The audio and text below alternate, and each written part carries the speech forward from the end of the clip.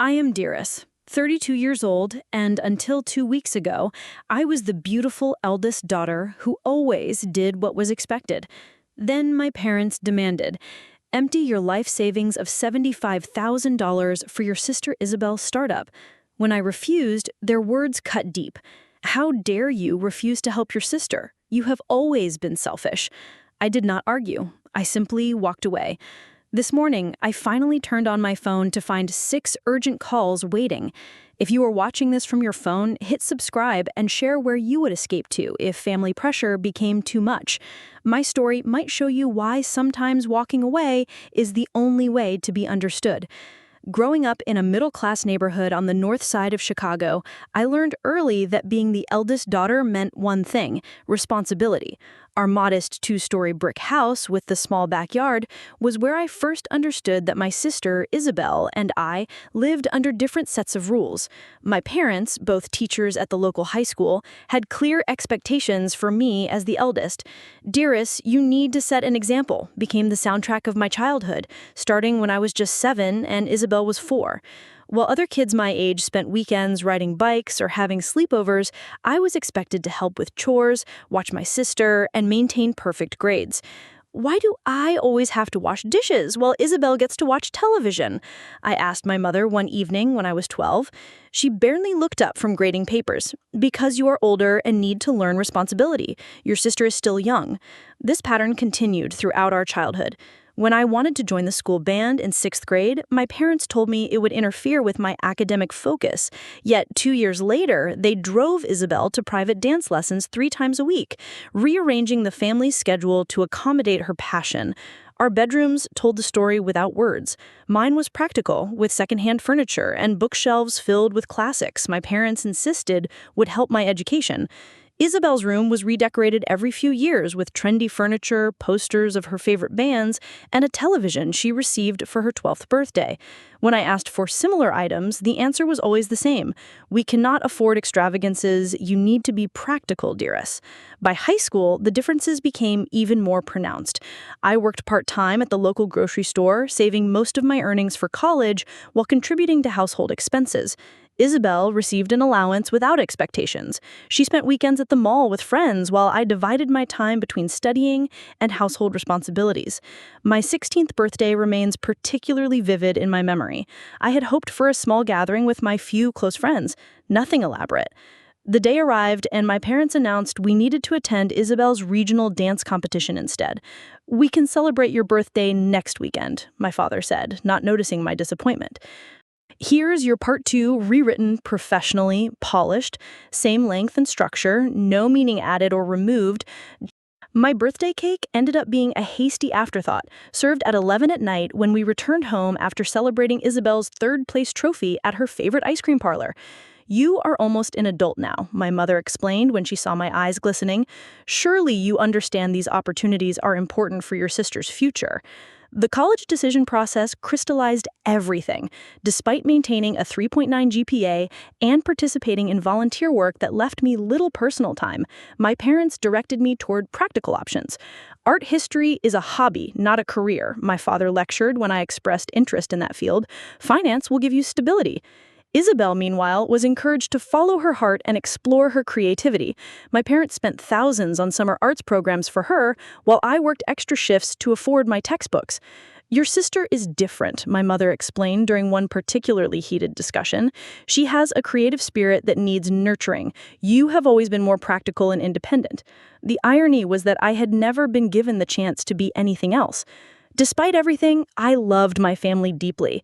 Each time the inequality stung, I told myself they must have their reasons. Perhaps they saw strength in me that they did not see in Isabel. Maybe one day they would recognize my sacrifices and dedication. I excelled in the finance program they chose for me at the state university, graduating with honors while working 30 hours weekly to minimize student loans. At my graduation dinner, my parents raised a toast to "Dearest, always reliable and sensible." It felt more like an acknowledgement of my utility than a celebration of achievement, especially when they added, "Now you will be able to build a stable future and help the family when needed." Looking back, I realized those words foreshadowed everything that would eventually break apart our family dynamic. But at 22, still hopeful for parental approval, I simply smiled and nodded, unaware of how those expectations would one day force me to choose between my own dreams and their demands. The 3 years following college graduation were a blur of 14-hour workdays, evening MBA classes, and fleeting weekends spent catching up on laundry and sleep. While my former classmates posted vacation photos from European beaches and Mexican resorts on social media, I was building something more enduring: independence. My entry-level position at Western Financial was demanding, but offered excellent experience. I arrived at 6:30 each morning, prepared reports until the senior advisors arrived, then spent my days in client meetings and financial analysis. 3 nights a week, I rushed from the office to evening MBA classes, often eating dinner from vending machines between work and school. "You are going to burn out," warned Jessica, a colleague who became one of my closest friends. "When was the last time you did something just for fun?" I couldn't remember. The rare times I allowed myself leisure, guilt followed. Every hour not working or studying felt like a betrayal of my goals. Independence had become my obsession after years of feeling indebted to my family. I wanted to prove something, not just to them, but to myself. By 25, I had completed my MBA, earned 2 promotions, and saved enough for a down payment on a small 1-bedroom condominium in a modest Chicago neighborhood. The space was barely 700 square feet, but every inch belonged to me. Designer work clothes came from consignment shops. Haircuts happened twice yearly at training academies where students practiced on willing models. My one splurge was quality coffee beans for the mornings when I needed extra motivation. At work, I built a reputation for thoroughness and insight. Clients requested me specifically for my straightforward approach to explaining complex financial concepts. By 27, I began receiving offers from other firms, which I leveraged for another promotion and salary increase. "You should treat yourself to something special," suggested Alicia, another close friend who worked in my building. We had met during a charity fundraiser and bonded over our shared workaholic tendencies. "You never celebrate your victories." What neither Alicia nor Jessica fully understood was that I was working towards something bigger than momentary pleasures. Every extra dollar went into a special savings account labeled Independent Practice. My dream was to establish my own financial consulting firm, helping people like me who came from families without financial literacy. I wanted to create a practice centered on education and empowerment, rather than selling products clients did not understand. Meanwhile, my relationship with my family continued its established patterns. I visited for Sunday dinners twice monthly, listening to my parents praise Isabel's latest pursuits while accepting my accomplishments with expectations of more. After graduating with an unremarkable record from a small liberal arts college, Isabel had cycled through 4 jobs in 3 years. "Your sister is finding her passion," my mother explained, after Isabel quit her marketing assistant position to try interior design. "Not everyone knows their path immediately like you did." The irony that my path had been chosen for me went unacknowledged. "You should help your sister with her resume," my father suggested over dessert. "Your business experience would be valuable to her." I offered, but Isabel never followed up. 3 months later, she abandoned interior design for a photography workshop that my parents paid for despite their retirement accounts needing attention. When I gently suggested financial prudence, my mother dismissed the concern. "Money is meant to be used, Darius. You save everything like there will not be a tomorrow. That is no way to live." My attempts to explain the difference between careful planning and miserliness fell on deaf ears. In their eyes, Isabel was creative and visionary, while I was rigid and unimaginative. Their perceptions stung, but I had learned to accept the family dynamic while building my separate life. By my 30th birthday, my independent practice fund had grown to nearly $60,000. The anticipation built deliberately until dessert arrived, at which point my father cleared his throat. "Isabel has something very important to present to us," he announced with unmistakable pride. "We have already seen a preview, but she wanted to wait until you were here for the full presentation." My sister stood and moved to the head of the table, opening her laptop with a practiced flourish. "Thank you all for coming together tonight," she began, as though addressing a boardroom rather than our family of four. "I am excited to introduce you to what will revolutionize the dating landscape, Soul Rhythm." For the next 20 minutes, Isabel outlined her concept, a dating application that would use artificial intelligence to predict compatibility based on personality assessments, social media analysis, and biological markers collected through smartphone sensors. Users would complete extensive questionnaires, grant access to their online presence, and even record their pulse while viewing potential matches' photos. The AI can predict with 98% accuracy whether two people will have chemistry, she claimed with absolute confidence. It eliminates the guesswork and wasted time of traditional dating. I listened carefully, noting the absence of crucial details.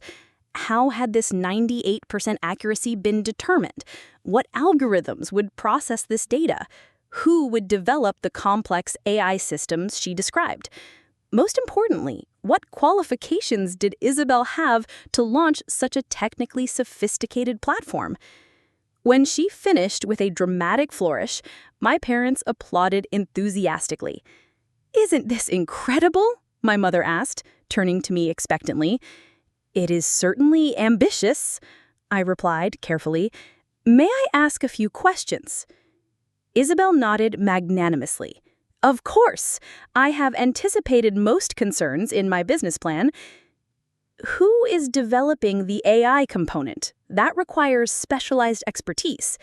"I will hire developers, obviously.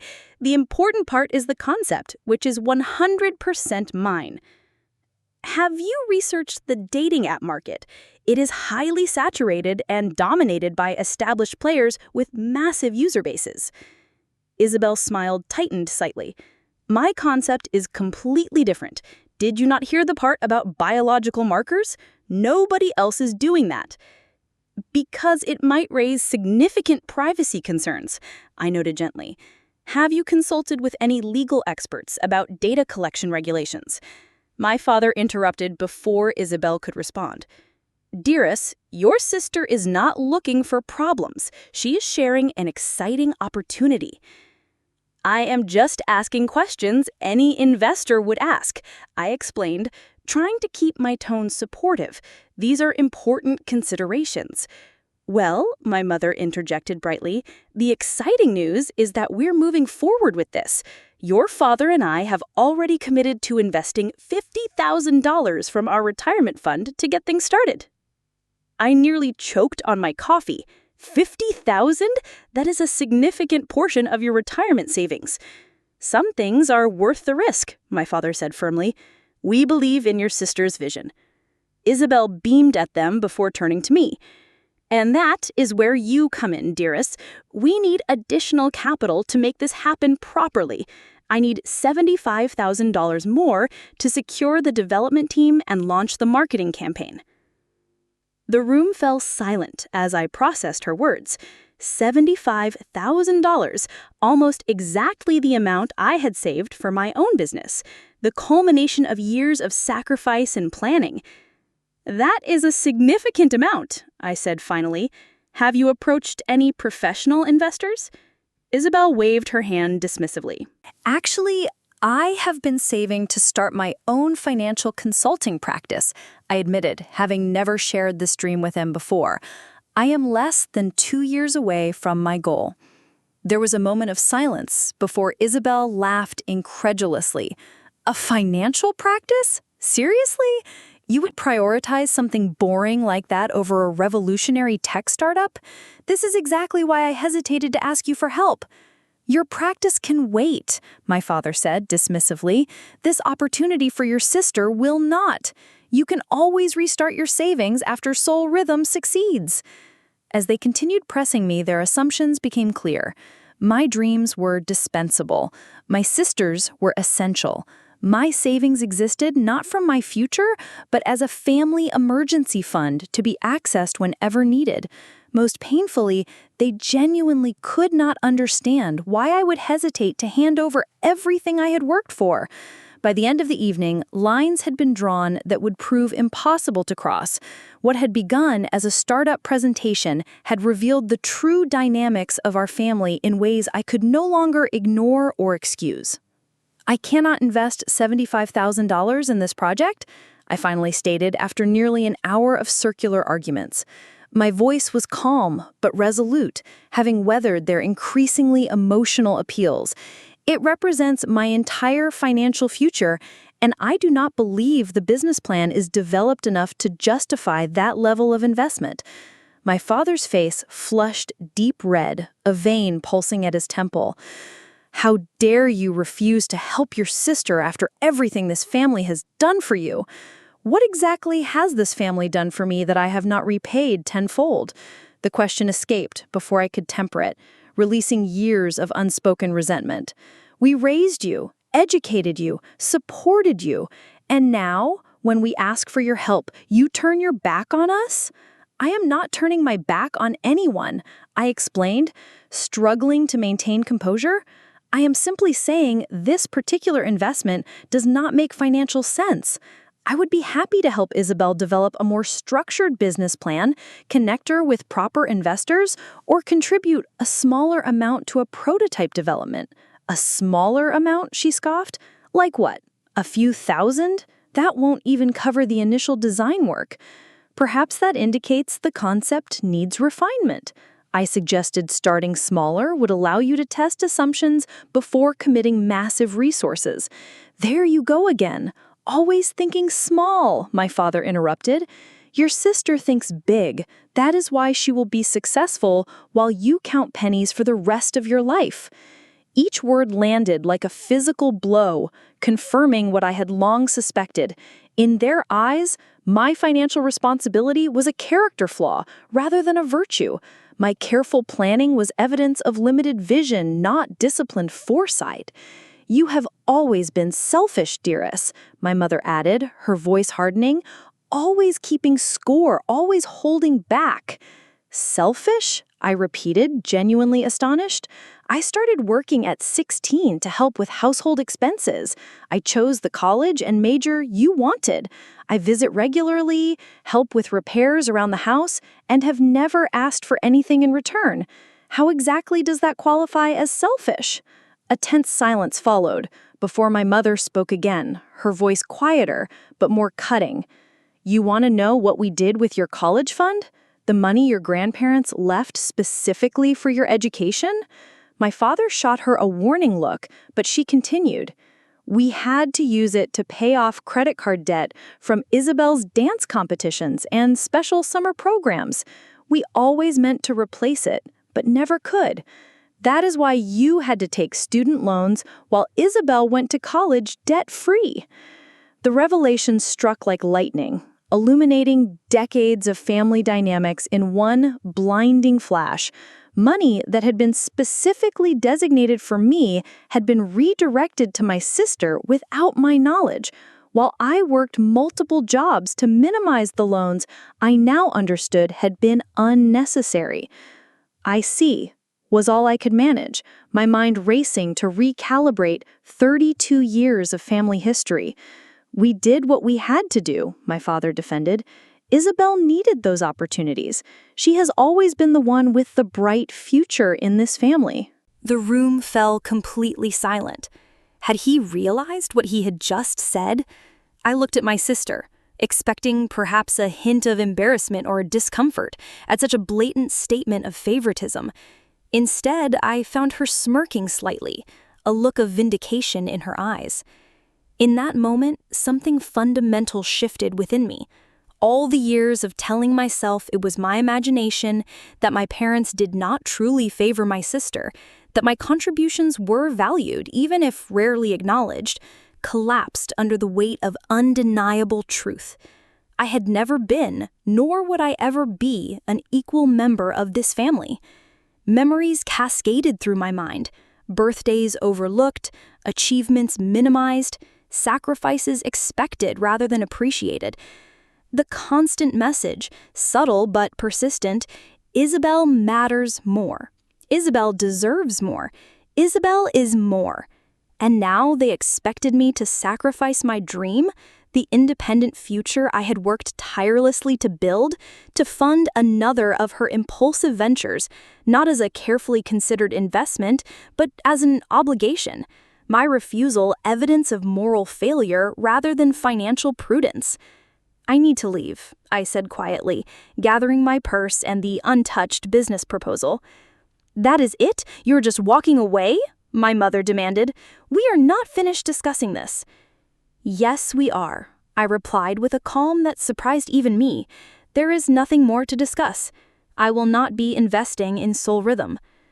You have always abandoned your sister when she needed you most, always too busy with your own priorities to support her dreams. And you have always abandoned me in favor of hers. I responded without heat, stating it as simple fact rather than recrimination. The difference is that I have stopped expecting anything different. I stood up, picked up my handbag, and walked out of the dining room without another word. No one followed me to the door. No one called after me as I stepped into the cool evening air. The silence behind me spoke volumes about where I stood in the family hierarchy. Driving home, I felt oddly light, as though I had set down a burden I had carried for so long I had forgotten its weight. By the time I reached my condominium, a plan was already forming in my mind. The next morning, I requested a meeting with my supervisor at Western Financial. I need to take a personal leave, I explained. 2 weeks, possibly longer. She looked concerned. Darius, is everything okay? This is not like you. It will be, I assured her. I just need some time to reorganize my life. That afternoon, I contacted a real estate agent in Seattle, a city I had visited once for a financial conference and had been drawn to immediately. The agent emailed listings within my budget by evening. I spent the night researching neighborhoods, employment opportunities, and the logistics of long-distance moving. By Wednesday, I had submitted rental applications for 3 apartments and begun reaching out to financial firms in Seattle. On Thursday, I was approved for a small studio in the Ballard neighborhood 20 minutes from downtown. Friday, I arranged for movers to pack and transport the essentials from my condominium, placing the rest in storage. Throughout this whirlwind of activity, my phone remained silent. No calls from my parents asking about my abrupt departure from dinner, no messages from Isabel attempting to persuade me to reconsider. Their silence confirmed what their words had revealed. Without my financial contribution, I held little value to them. 1 week after the fateful dinner, I boarded a plane with 2 suitcases and a laptop bag, leaving behind the only city I had ever called home. As the aircraft lifted through the clouds, I turned off my phone, severing the last tether to a family that had never truly seen me. Seattle greeted me with uncharacteristic sunshine, as though welcoming me to my new beginning. My studio apartment was smaller than my Chicago condominium, just 500 square feet with a kitchenette and a view of a brick wall, but it represented something priceless, freedom from expectations that were never mine to begin with. Here's your part 9. Rewritten professionally, polished, same length and structure, no meaning added or removed. I needed a fresh start, I wrote, providing my new address but asking her not to share it. I will be in touch when I am ready, but for now I need space to think. My faithful friend responded with characteristic understanding. Take all the time you need. Your family has taken advantage of your generosity for years. Just let me know you are safe occasionally. With the basic necessities established, the reality of my situation began to sink in during the second week. Sitting at a small cafe near Pike Place Market, watching ferries cross Elliott Bay beneath a pearl gray sky, I allowed myself to fully process the magnitude of what I had done. I had not just left my family after an argument. I had uprooted my entire life, abandoned a successful career track, and moved to a city where I knew absolutely no one. Fear competed with exhilaration as I sipped overpriced coffee and watched strangers pass by. Had I overreacted? Should I have attempted one more conversation before such a drastic step? Then I remembered my father's words. Isabel has always been the one with the bright future in this family. 32 years distilled into a single, unambiguous statement of where I stood in the family hierarchy. No, I had not overreacted. I had finally reacted appropriately after decades of minimizing, excusing, and accommodating behavior that constantly diminished me. Mind if I share your table? The place is packed. I looked up to find a woman about my age, gesturing to the empty chair across from me. With short, dark hair and friendly eyes, she balanced a mug of tea and a laptop bag precariously. "Please go ahead," I replied, welcoming the distraction from my thoughts. "Thanks. I am Olivia, by the way. I live in the building across from yours. I think the blue Victorian converted to apartments." "That's me. I just moved in last week. I'm Darius." "Chicago accent?" she asked, arranging her things. "Is it that obvious?" "My brother lives there. I recognize the flat vowels," she said with a smile. "New job bring you out west?" "New life, actually. I needed a change." Something in my tone must have communicated more than my words, because she nodded with unexpected understanding. Sometimes a geographical cure actually works. Seattle is good for reinvention. Nobody asks too many questions. That brief encounter evolved into my first Seattle friendship. Olivia, a graphic designer who worked remotely, became my informal guide to the city, showing me neighborhood farmers markets, hidden bookstores, and quiet beaches where we could watch the sunset with takeout containers of Thai food balanced on our knees. "You know, you have never mentioned your family," she observed one evening, 3 days after we met, as we watched the sky turn from orange to purple over the Olympic Mountains. "That is intentional," I replied. "Fair enough," she said, not pushing further. "Found work yet?" I had submitted applications to several financial firms, but had yet to hear back. "Not yet. I have interviews next week." "No rush, right? Sounds like this move was about more than employment." She was right. For the first time since college, I had given myself permission to pause. Sometimes a geographical cure actually works. Seattle is good for reinvention. Nobody asks too many questions. That brief encounter evolved into my first Seattle friendship. Olivia, a graphic designer who worked remotely, became my informal guide to the city, showing me neighborhood farmers markets, hidden bookstores, and quiet beaches where we could watch the sunset with takeout containers of Thai food balanced on our knees. "You know, you have never mentioned your family," she observed one evening, 3 days after we met, as we watched the sky turn from orange to purple over the Olympic Mountains. "That is intentional," I replied.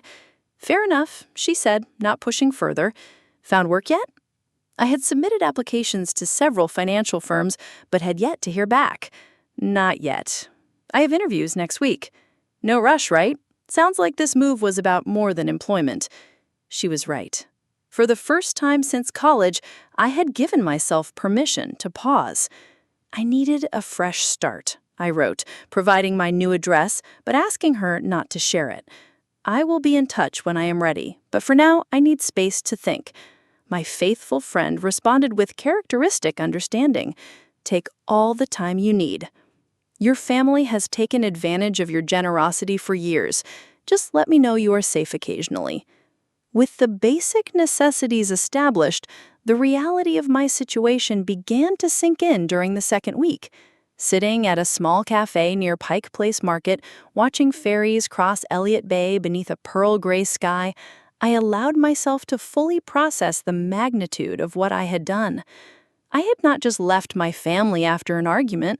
I had uprooted my entire life, abandoned a successful career track, and moved to a city where I knew absolutely no one. Fear competed with exhilaration as I sipped overpriced coffee and watched strangers pass by. Had I overreacted? Should I have attempted one more conversation before such a drastic step? Then I remembered my father's words. Isabel has always been the one with the bright future in this family.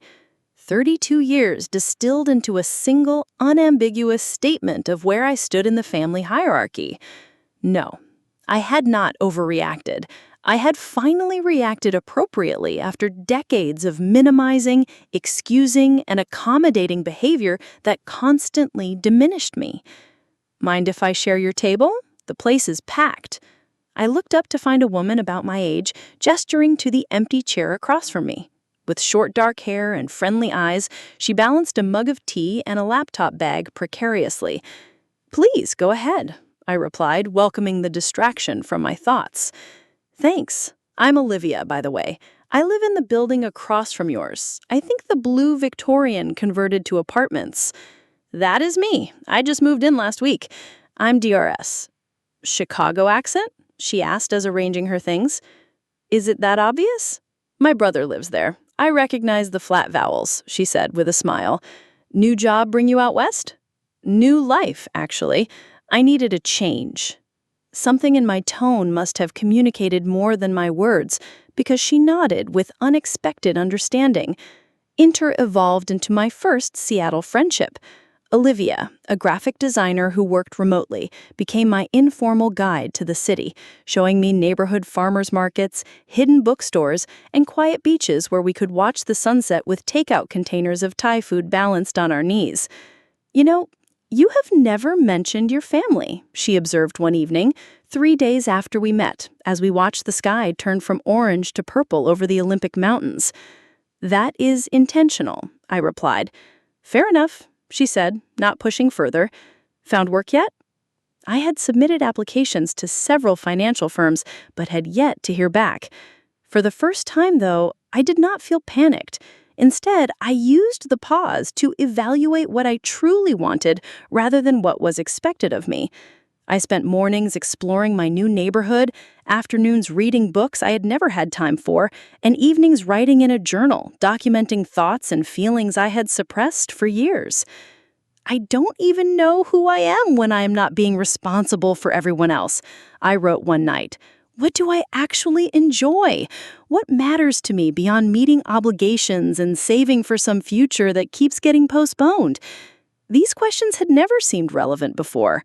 My identity had been so thoroughly defined by utility and responsibility that considering my own preferences felt almost selfish, echoing my mother's accusation. Yet gradually, I began discovering simple truths about myself. The following day brought unexpected professional news. An offer from Cascade Financial Advisors, a boutique firm specializing in women's financial independence. The position offered less money than my Chicago role, but provided greater autonomy and aligned perfectly with my long-term goals of opening my own practice. "We were impressed by your focus on financial education, rather than just investment sales," the hiring manager explained during our call. "When can you start?" "Next Monday," I replied without hesitation, ready to build the professional aspect of my new life. That evening, as I celebrated with takeout sushi in my tiny apartment, I felt a pang of guilt about my continued silence toward my family. 2 weeks had passed without contact. Did that make me the selfish person they had accused me of being? Was I punishing them by disappearing? I opened my journal and reread entries from the past years, documenting dozens of instances where my needs had been dismissed, my achievements minimized, my sacrifices expected rather than appreciated. This was not about punishment. It was about protection. For the first time, I was prioritizing my own well-being over family approval. Still, they were my family. Despite everything, I could not deny the love that remained tangled with the hurt. "Maybe tomorrow," I told myself, placing my phone on the nightstand. "I will call them tomorrow." But in the morning, another email from Jessica changed everything. "Isabel is telling everyone your parents invested their entire retirement fund in her startup after initial investors backed out. She says they took out a second mortgage, too. Things are apparently dire. I thought you should know, but please do not feel obligated to rescue them. You have done enough." The news hit like a physical blow. Despite my anger, I had never wished financial ruin on my parents. Had my departure somehow triggered this desperate doubling down on Isabel's failed venture? My finger hovered over the power button of my phone. 2 weeks of silence? What would I find when I turned it on? Part of me wanted to maintain the boundary I had established to protect the fragile new self I was discovering. Another part recognized that, regardless of past hurts, a family crisis might require my attention. With a deep breath, I pressed the button, watching as the screen illuminated and notifications began to appear. 6 missed calls, all from family members. 6 voicemails waiting to be heard. Whatever they contained would determine whether my new beginning in Seattle was truly a fresh start or merely a temporary escape from patterns too deeply ingrained to break. The phone vibrated continuously as text messages, voicemails, and missed call notifications flooded in. I set it on the kitchen counter, watching it buzz against the laminate surface like some agitated insect, and waited for the digital deluge to subside. When silence finally returned, I poured myself a glass of water, sat at my small dining table, and prepared to confront whatever awaited. 6 voicemails, chronologically ordered, telling a story through their timestamps alone. The first arrived 3 days after I left, the most recent just yesterday. I pressed play on the first message and heard Isabel's voice, indignant and accusatory. "Dearest, where are you? Nobody can reach you. Your work says you took leave. Are you seriously hiding because we asked for your help? The investors are getting nervous because we do not have enough capital. This is your fault. Call me back immediately." No concern for my well-being, no acknowledgement that I might had legitimate reasons for distance. Just blame and demands, as though my primary value was financial contribution to her venture. I deleted the message and moved to the next. My mother's voice came through, her tone a practiced blend of worry and guilt induction. "Dearest, honey, we have not heard from you in nearly a week. We are getting concerned. I know things got heated at dinner, but family disagreements happen. Please call us and let us know you are okay. Your sister really needs your support right now, with her business. Call us, please." Again, the underlying message was clear. Whatever my feelings, they were secondary to Isabel's needs. I continued to the third message from my father. "This disappearing act is childish and irresponsible, dearest. You have obligations to this family. Your sister's business partners are asking questions about funding, and we told them you would be contributing. Now we look foolish. This silent treatment needs to end. Call your mother. She is worried sick." I took a deep breath, reminding myself that his perspective had been shaped by decades of family dynamics we all participated in. Still, his words stung. Childish, irresponsible. The only time I had ever prioritized my needs over family expectations, and these were the labels applied? The fourth message marked a shift in tone. Isabel again, but subdued, her voice lacking its usual confidence. "Dearest, I do not know if you are getting these messages. I need to talk to you. The investors backed out yesterday. They said the business plan was not viable and the market was too saturated. You were right about everything. I should have listened. Please call me. I do not know what to do now." A knot formed in my throat. Despite everything, I took no pleasure in being right. I could hear the fear beneath my sister's words, the unfamiliar territory of failure she had rarely been allowed to experience. The fifth message sent ice through my veins. My mother, her voice trembling and desperate. "Dearest, please, please call us. Your father had a stress attack last night. The doctors say it was not a full heart attack, but he is in the hospital for observation. We have lost everything. The retirement money is gone and we might lose the house. I do not know what to do. We need you. Please come home." My hand shook as I pressed play on the final message, recorded just yesterday. Isabel again, her voice breaking repeatedly. "Sis, I really messed up. After the investors backed out, I convinced Mom and Dad to put up the house as collateral for a business loan. Now the bank is threatening foreclosure. Dad blames me. Mom cannot stop crying. They are fighting constantly. I never meant for this to happen. I thought the app would work."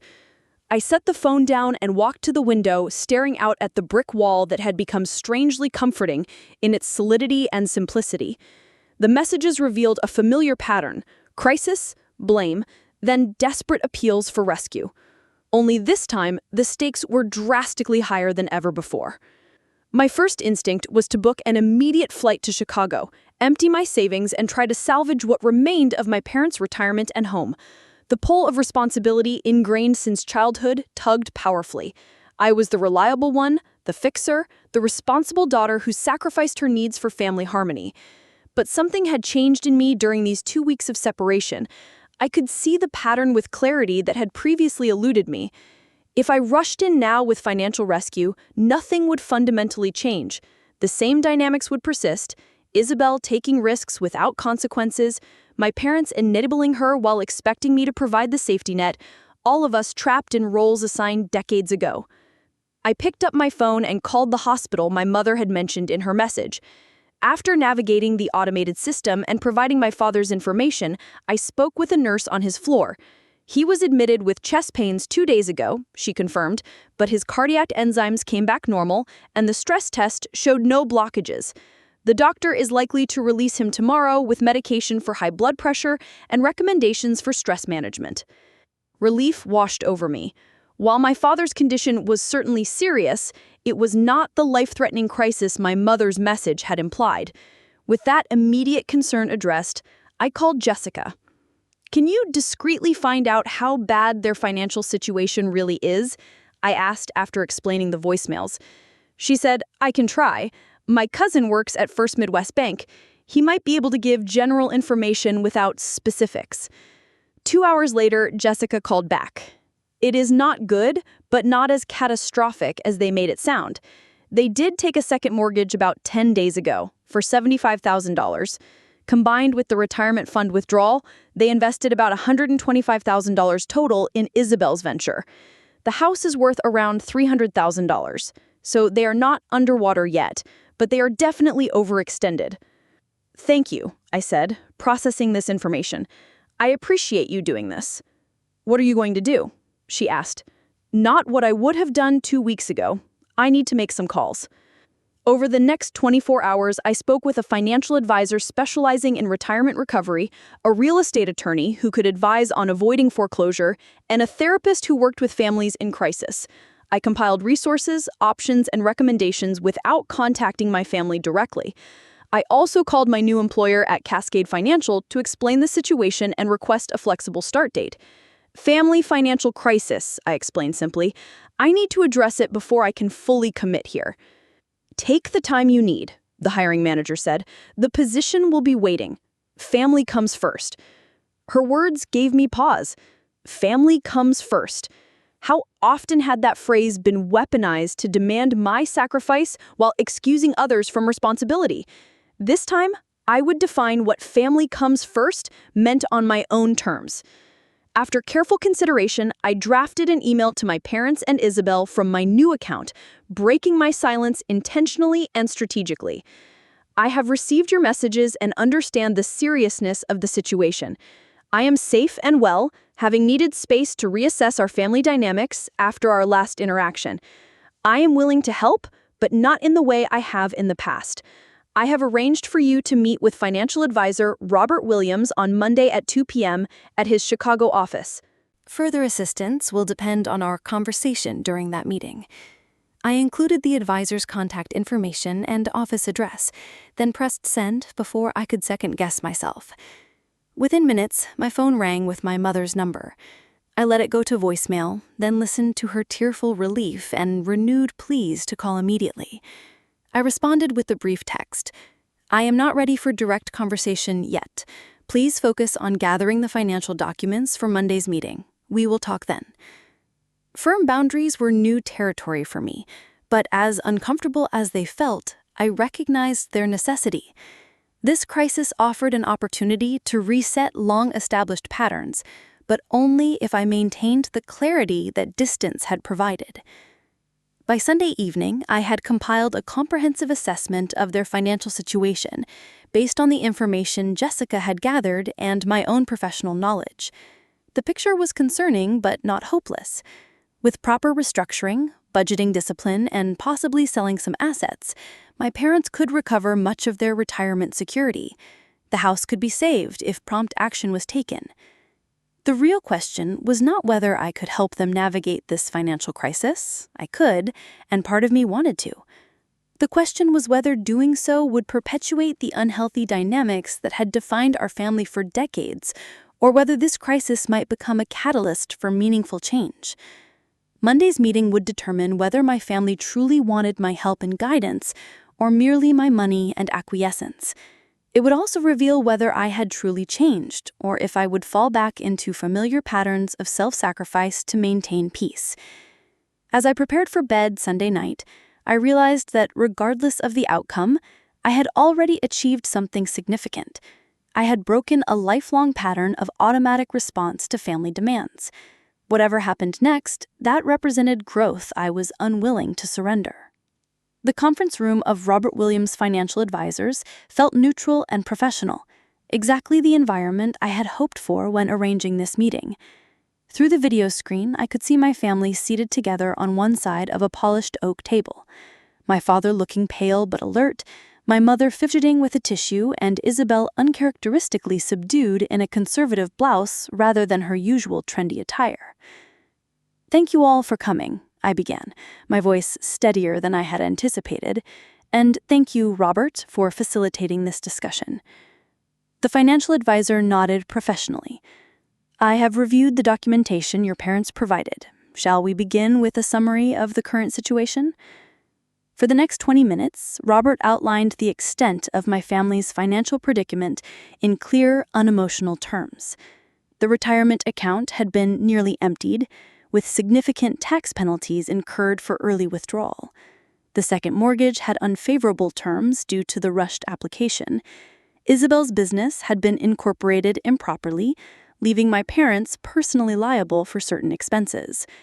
The total deficit approached $140,000, including penalties and accumulated interest. Based on my analysis, Robert concluded, without intervention, foreclosure proceedings could begin within 3 to 4 months. Additionally, there were insufficient retirement assets remaining to provide income security. My father stared at the table while my mother dabbed at her eyes. Isabel looked directly into the camera for the first time since the meeting began, her expression a mix of shame and pleading. "Darius has asked me to present several potential paths forward," Robert continued, distributing folders to each of them. "I will outline them briefly, then give you time to discuss as a family." The options I had developed with Robert's assistance included restructuring the mortgage with a longer term to reduce monthly payments, selling the house and downsizing to eliminate the debt entirely, bankruptcy protection as a last resort, and a carefully structured family loan agreement in which I would provide enough capital to prevent foreclosure while retaining legal protections for myself. "I will step out to give you privacy for your discussion.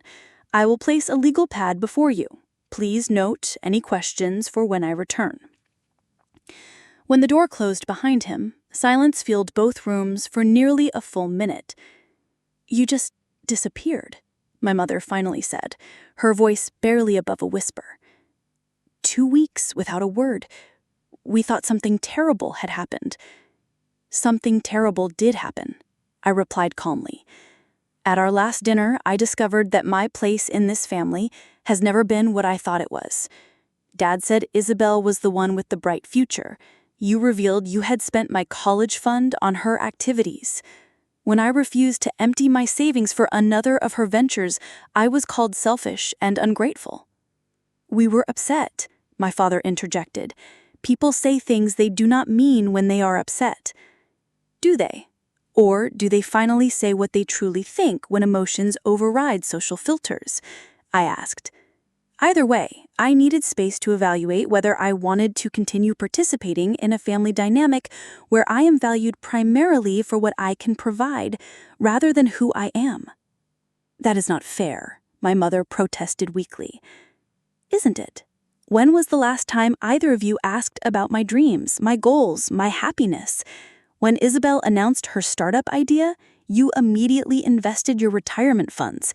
When I mentioned my plan to open my own financial practice, Dad dismissed it as something that could wait because Isabel's needs were more urgent. They always have been." Isabel looked up, tears streaming down her face. "You were right about everything. The business plan was full of holes, the market was saturated, I did not understand the technology enough to execute it properly. I just wanted so badly to succeed at something important. You could have succeeded with proper planning and realistic expectations," I said, softening my tone slightly. "I wanted to help you do that. Instead, you accused me of jealousy and sabotage." "I know," she whispered. "I'm so sorry, Darius. I never thought it would come to this. I never thought Mom and Dad would risk everything." "That was our decision," Father said firmly. "Do not blame yourself for that part, Isabel."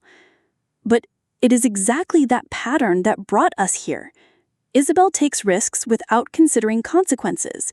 You two remove all obstacles and cushion all failures, and somehow I end up expected to fix the resulting problems without having had any say in the decisions that created them." My mother wiped her eyes. "We never meant to make you feel unvalued, dearest. We always knew you would be okay because you were so capable, so responsible. Isabel seemed to need more support." "Did she need more support? Or did your extra attention create a person who cannot function without it?" I asked.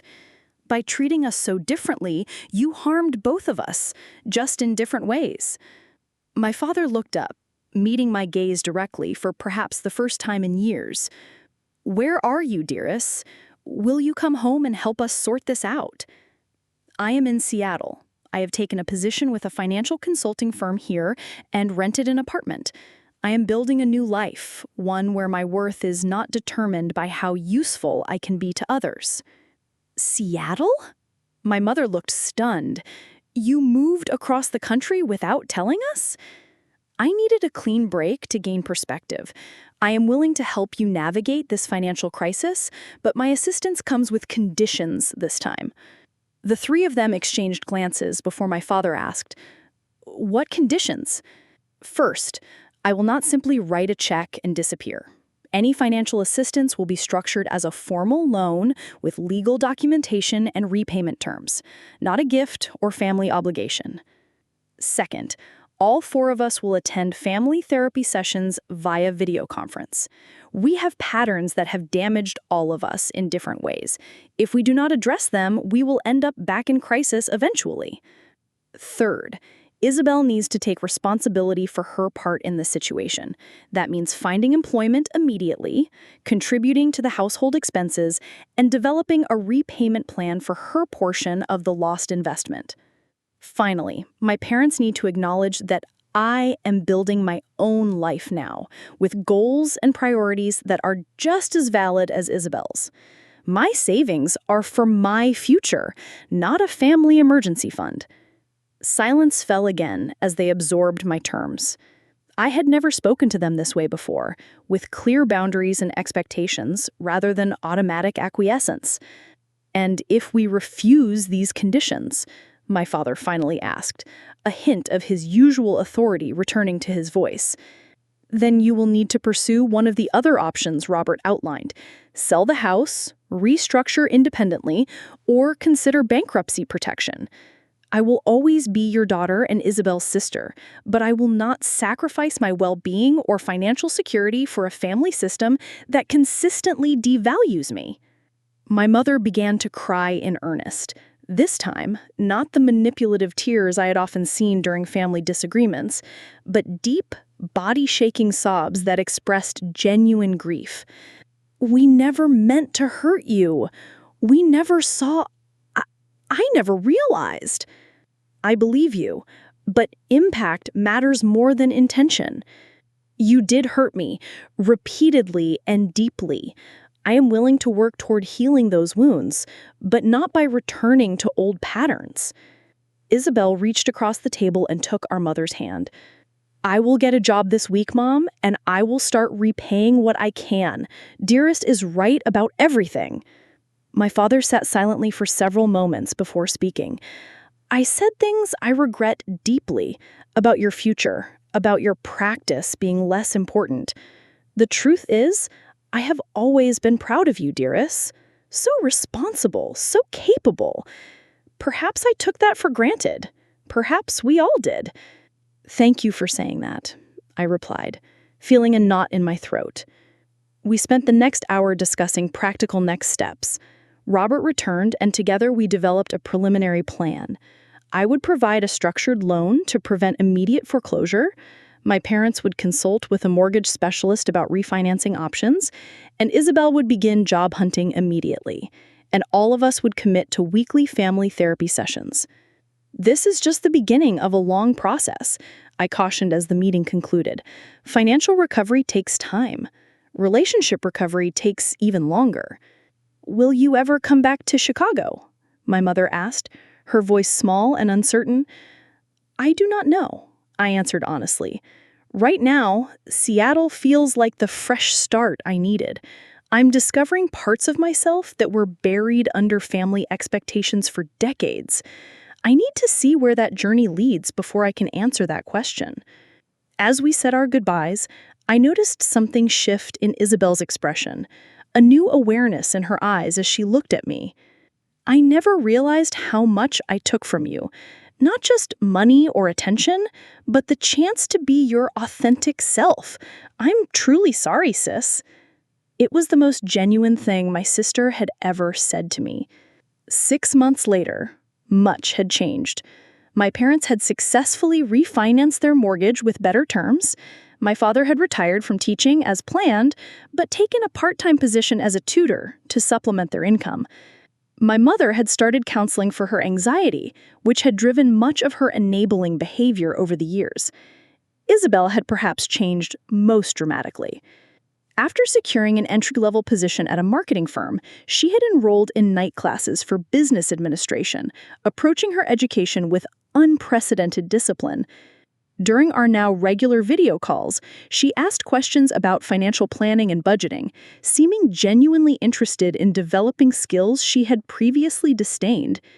As for me, I was thriving in Seattle. My position at Cascade Financial had evolved to include developing educational workshops for women seeking financial independence after divorce or career changes. I had made friends beyond Olivia, joining a sailing club and a community orchestra where I was relearning the violin I had abandoned in childhood. Most importantly, I had discovered a sense of self-worth that existed independently of what I could provide for others. My value was intrinsic, not utilitarian. Setting boundaries had not destroyed my family relationships as I had feared. Instead, it had created space for more authentic connections based on mutual respect rather than established roles. The journey was ongoing. Family therapy continued to uncover patterns and triggers that required conscious effort to change. Financial recovery would take years rather than months. Trust, once broken, rebuilt slowly through consistent actions rather than promises or apologies. But for the first time in my life, I was genuinely hopeful about my family's future, not because I had sacrificed myself to maintain harmony, but because I had finally valued myself enough to demand change. Sometimes walking away is the only path to being truly seen. Sometimes those 6 urgent calls waiting on your phone represent not just a crisis, but an opportunity for transformation.